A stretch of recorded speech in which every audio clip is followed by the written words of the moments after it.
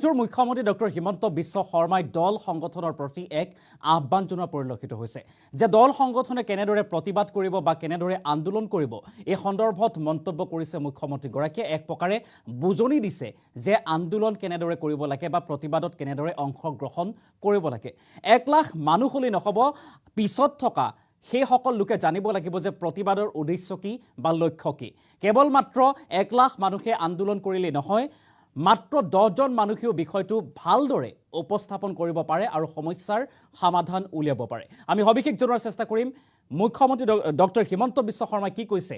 যে আন্দোলন কেনেকৈ কৰিব লাগে সেই কথা উল্লেখ কৰিছে মুখ্যমন্ত্ৰী গৰাকীয়ে আমি কিছুমান সত্যক স্বীকাৰ কৰিব নোৱাৰো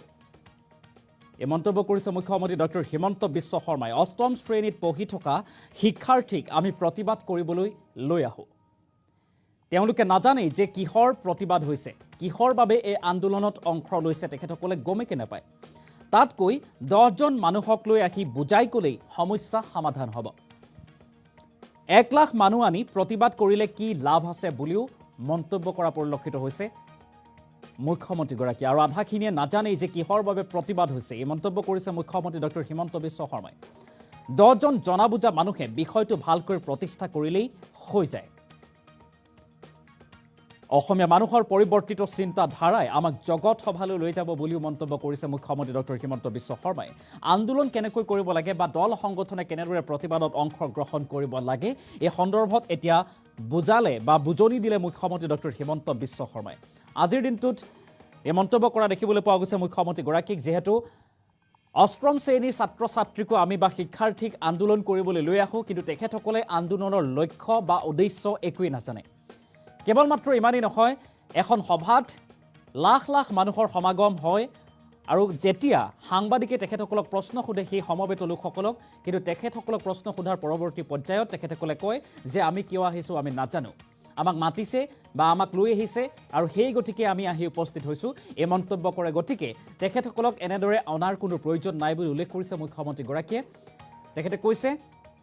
যে 10 জন মানুহ আনক জনাবুজা আৰু তেখেতসকলে বিষয়াসকলৰ সৈতে বা আন যিসকলৰ লগত আলোচনা কৰিব তেখেতসকলৰ সৈতে বৈঠকত মিলিত হওক ভালদৰে কথাটো বুজাই কৰক প্ৰতিষ্ঠা কৰক আৰু তাৰ পিছতে সমস্যা সমাধান হ'ব বুলি মন্তব্য কৰিছে মুখ্যমন্ত্ৰী ডক্টৰ হিমন্ত বিশ্ব শৰ্মা এই মুহূৰ্তত মন্তব্য আছে মুখ্যমন্ত্ৰী গৰাকীৰ মন্তব্য আগবঢ়াইছো কৰিব পাৰে আমাৰ মাজত নিৰাপত্তাৰ অভাৱ নাই সুৰক্ষাৰ অভাৱ নাই আমাৰ মাজত অসুবিধা আছিল যে আমি কিছুমান সত্যক স্বীকাৰ কৰিব নোখোজিছিলো ক্লাছ 8 লৰাক আমি আন্দোলনত লৈ যাওঁ সুধিলে সেইটো আমি জাষ্টিফাই কৰো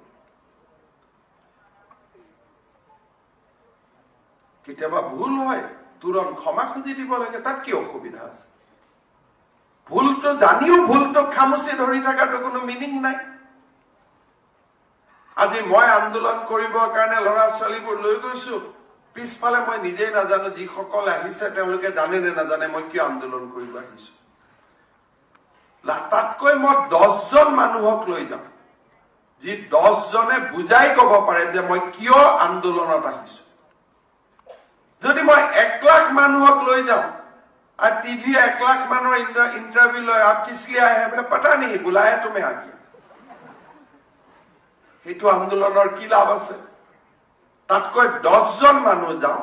আর যুক্তিৰে আমাৰ কথাটো আমি প্ৰতিষ্ঠা কৰো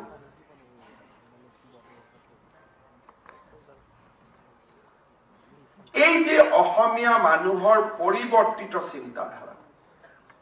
সেই চিন্তাধাৰাই আমাক জগত সভালৈ লৈ যায়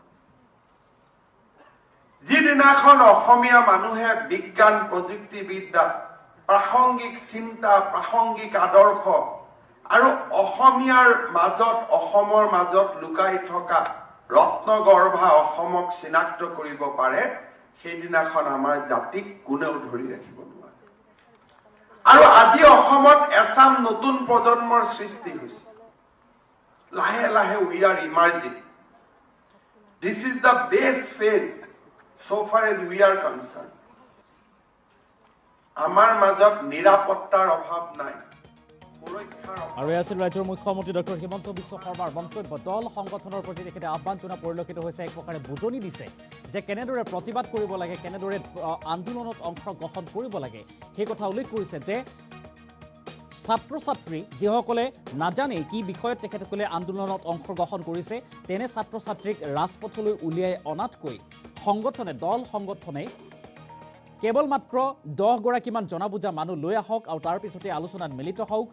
বৈঠকত মিলিত হওক তাৰ পিছত তেখেতসকলে বিষয়টো বা সমস্যাৰ সন্দৰ্ভত ভালদৰে প্ৰতিষ্ঠা কৰক আৰু তেতিয়াই সমস্যা সমাধান হ'ব গতিকে এইসকল লোকক এনেদৰে সমাবেত কৰাৰ কোনো অৰ্থ নাই কোনো লাভ নহ'ব এই কথা উল্লেখ কৰা দেখিবলৈ পোৱা গৈছে ৰাজ্যৰ মুখ্যমন্ত্ৰীগৰাকীক এক প্ৰকাৰে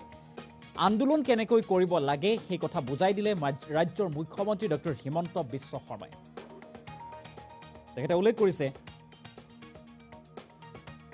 যে আন্দোলন 10 জন মানুহেও কৰিব পাৰে বা ভালদৰে বিষয়টো উপস্থাপন কৰি সমস্যাৰ সমাধান কৰিব পাৰে আমি কিছুমান সত্যক স্বীকাৰ কৰিব নোৱাৰোঁ আৰু অষ্টম শ্ৰেণীত পঢ়ি থকা শিক্ষাৰ্থীক আমি প্ৰতিবাদ কৰিবলৈ লৈ আহোঁ আৰু তেওঁলোকে নাজানে যে কিহৰ বাবে এই প্ৰতিবাদ হৈছে তাতকৈ 10 জন মানুহক লৈ আহি বুজাই ক'লেই সমস্যা সমাধান হ'ব 1 লাখ মানুহক আনি প্ৰতিবাদ কৰি কি লাভ আছে বুলি তেখেতে প্ৰশ্ন উত্থাপন কৰিছে আদাখিনিয়ে নাজানে যে কিহৰ বাবে এই প্ৰতিবাদ হৈছে আৰু 10 জন জনাবুজা মানুহে বিষয়টো ভালকৈ প্ৰতিষ্ঠা কৰিলেই হৈ যায় অৰ্থাৎ সমস্যা সমাধান হ'ব এই কথা উল্লেখ কৰিছে ৰাজ্যৰ মুখ্যমন্ত্ৰী ডক্টৰ হিমন্ত বিশ্ব শৰ্মাই পুনৰবাৰ মুখ্যমন্ত্ৰীগৰাকীৰ সেই বিশেষ ভাষ্য শুনোৱাৰ চেষ্টা কৰিম আমাৰ মাজত নিৰাপত্তাৰ অভাৱ নাই সুৰক্ষাৰ অভাৱ নাই আমাৰ মাজত অসুবিধা আছিলে যে আমি কিছুমান সত্যক স্বীকাৰ কৰিব নোখোজিছিলোঁ ক্লাছ 8 ল'ৰাক আমি আন্দোলনত লৈ যাওঁ সুধিলে সেইটোও আমি জাষ্টিফাই কৰোঁ কেতিয়াবা ভুল হয় তুৰন্ত ক্ষমা খুজি দিব লাগে তাত কি অসুবিধা আছে ভুলটো জানিও ভুলটো খামুচি ধৰি থকাটো কোনো মিনিং নাই আজি মই আন্দোলন কৰিবৰ কাৰণে ল'ৰা ছোৱালীবোৰ লৈ গৈছো পিছফালে মই নিজেই নাজানো যিসকল আহিছে তেওঁলোকে জানে নে নাজানে মই কিয় আন্দোলন কৰিব আহিছো তাতকৈ মই 10 জন মানুহক লৈ যাম যি 10 জনে বুজাই ক'ব পাৰে যে মই কিয় আন্দোলনত আহিছো যদি মই 1 লাখ মানুহক লৈ যাম और टीवी 1 लाख मानों इंटरव्यू लो आप किस लिए आए हैं पता नहीं बुलाया तुम्हें आ गया हेतु आंदोलনৰ কি লাভ আছে তাতকৈ 10 জন মানুহ যাও আৰু যুক্তিৰে আমাৰ কথাটো আমি প্ৰতিষ্ঠা কৰো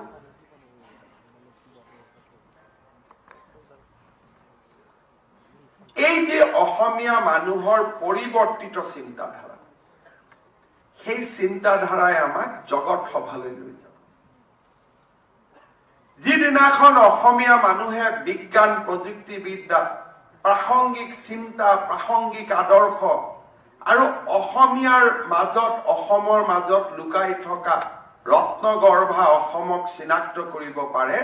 সেইদিনাখন আমাৰ জাতিক কোনেও ধৰি ৰাখিব নোৱাৰে